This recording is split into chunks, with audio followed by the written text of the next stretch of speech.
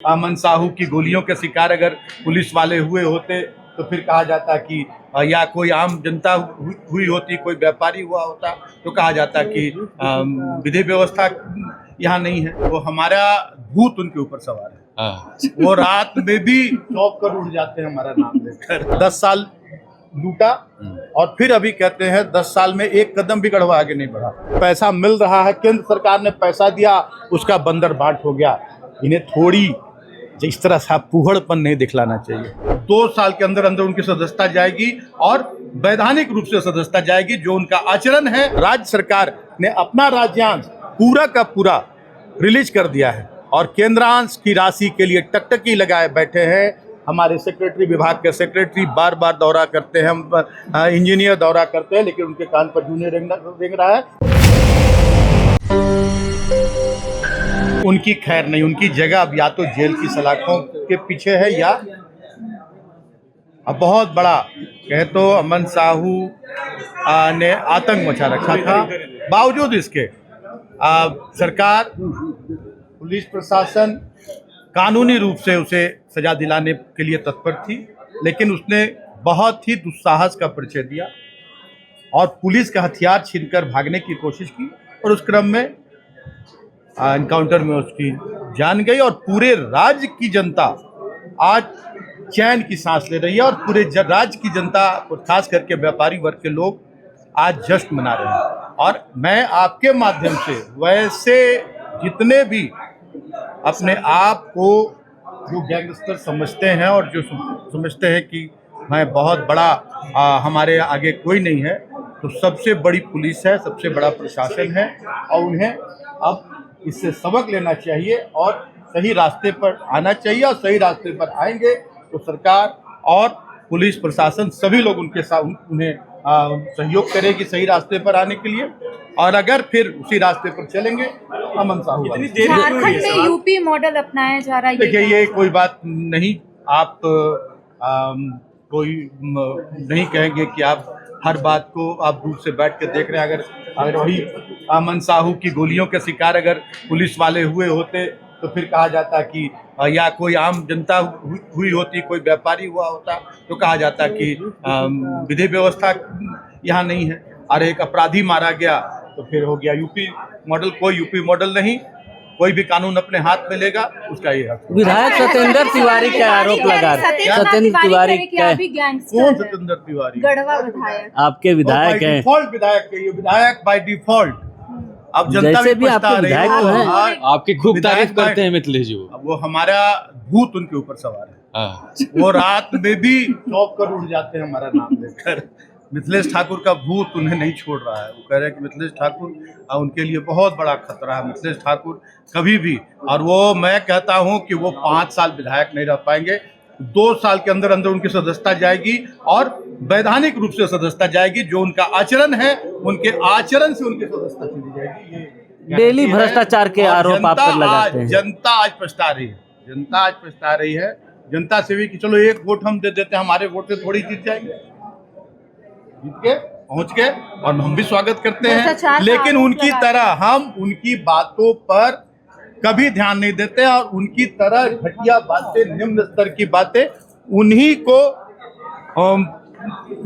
भाती है और हम लोग उस तरह की बातों, निम्न स्तर की बातें नहीं करते हैं और वो जो कहते हैं उस पर हम कभी ध्यान नहीं देते। सर, एनकाउंटर पर सीबीआई जांच की मांग चंपई सोरेन कर रहे हैं। रिमांड में कैसे पुलिस कस्टडी में एनकाउंटर हो जा रहा है? रिमांड पर अब पुलिस का अभी हमारे साथ हमारे बॉडीगार्ड हैं और कोई उसका वो रिवॉल्वर छीनकर अगर भागने लगेगा तो पुलिस को क्या कर्तव्य है, ये तो हमारे चंपई जानते हैं। सीबीआई जांच की मांग, जांच हो, सीबीआई जांच हो, एनआईए की जांच हो, जो भी जांच हो, जो भी जांच होता है हो।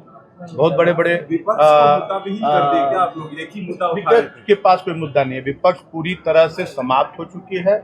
और जहां तक आपने हमारे माननीय विधायक के बारे में कहा तो उनको मैं विधायक और जनता भी अब उन्हें नहीं कहती कि हम लोग अब जो बेकार का हम लोगों ने निर्णय ले लिया, हमारा गढ़वा विधानसभा विधायक विहीन हो गया।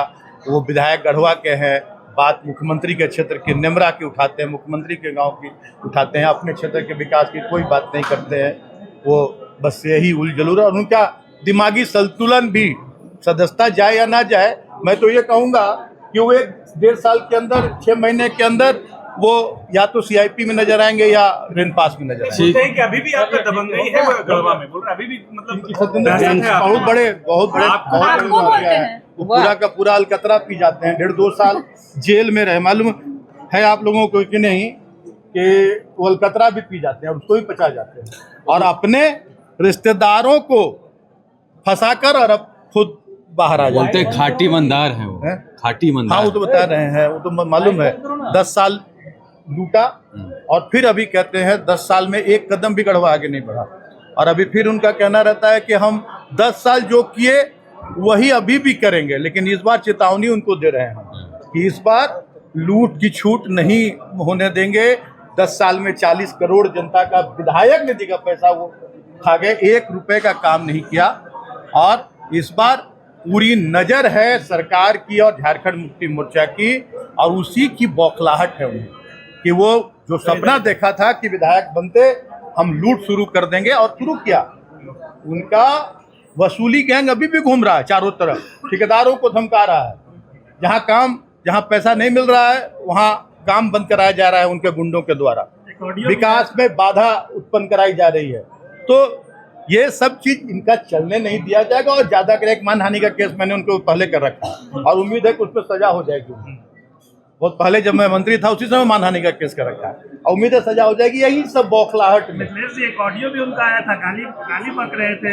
मुझे स्तरहीन आप लोग पूछ रहे, तो मैं तो कहीं नहीं कहता हूँ एक शब्द, आप लोग पूछते रह कर। वैसे स्तरहीन व्यक्ति से इस पवित्र मंदिर की मर्यादा भी समझे कि धूमिल होती है। वैसे स्तरहीन व्यक्ति से कि जो व्यक्ति कह रहा है कि मैंने आपको वोट दिया है, मैं आपके लिए काम करता हूं, और वो आपको बता दे कि रिश्ते में वो उनका भांजा लगता है जिसकी बहन और माँ को वो गाली। सर एक आखिरी सवाल, जल जीवन मिशन में 5,000 करोड़ रुपया घोटाला का आरोप है आपके ऊपर, हमारे ऊपर। वो हमेशा बोलते रहते तो हम तो साफ साफ कहते हैं कि हमको उठाकर और जेल के अंदर बंद कर दो, 5,000 का घोटाला है। उनके कहने से अगर है, हम तो हमेशा जांच के लिए तैयार है। जिस दिन हमारे यहाँ ईडी का रेड हो रहा था, आप लोगों ने पूछा था इसी हमारे लगता है कि प्रोजेक्ट भवन में, मैंने कहा था कि क्या मिला ईडी को स्पष्ट करना चाहिए, हाँ, पब्लिक डोमेन में आना चाहिए। ईडी ने कुछ नहीं किया, कहीं कुछ नहीं। 1 रुपये एक बंच ऑफ पेपर्स मिला हमारे आवास पर। बंच ऑफ पेपर्स क्या होता है, हाँ?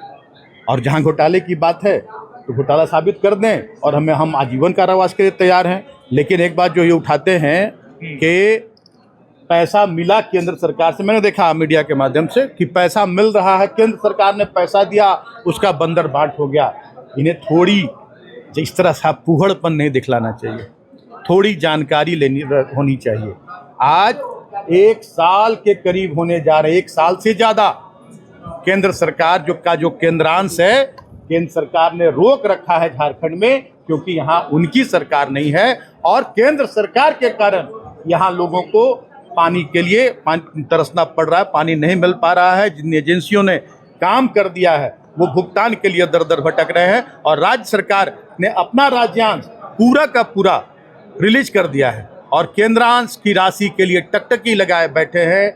हमारे सेक्रेटरी, विभाग के सेक्रेटरी बार बार दौरा करते हैं, इंजीनियर दौरा करते हैं, लेकिन उनके कान पर जूं नहीं रेंग रहा है। ये जानकारी विधायक जी को, और जो लोग इस तरह का सवाल उठा रहे हैं, ये जानकारी, और केंद्र सरकार से यहाँ पर 11 सांसद हैं उनके, ये कहना चाहिए जाके, लोकसभा में सत्र शुरू हो रहा है, इन्हें कहना चाहिए कि पेयजल का जो केंद्रांश है वो क्यों नहीं भेजा जा रहा, और इसका जवाब मांगना चाहिए लोकसभा। अच्छा, एक आखिरी उठा पा रहे हैं विधायक जी, क्या लग रहा है? गढ़वा के लिए है नहीं, वो बने ही नहीं है, वो सिर्फ अपने लिए बने। आज गढ़वा की जनता अफसोस करे। उन्होंने तो कहा 10 साल वो विधायक रहे, 2009 से लेकर 2019 तक, और 10 साल में गढ़वा एक कदम भी आगे नहीं बढ़ा। गढ़वा में न बिजली थी, न पानी था, न सड़कें थी, न शिक्षा की व्यवस्था थी, न स्वास्थ्य की कोई व्यवस्था थी। और वो साफ कह रहे कि गढ़वा की जनता को यही अच्छा लगता है। उन्होंने यही कहा है कि मैंने 10 साल जो किया वही करूंगा, उससे हटके कुछ भी नहीं देश का करूंगा। सबसे गरीब जिला है गढ़वा, वो और गरीब बना देंगे ऐसे लोग। हम तो 5 साल में बहुत आगे गढ़वा को बढ़ा दिया, और गढ़वा के विकास में अगर कोई बाधक बनेगा तो उसकी खैर नहीं।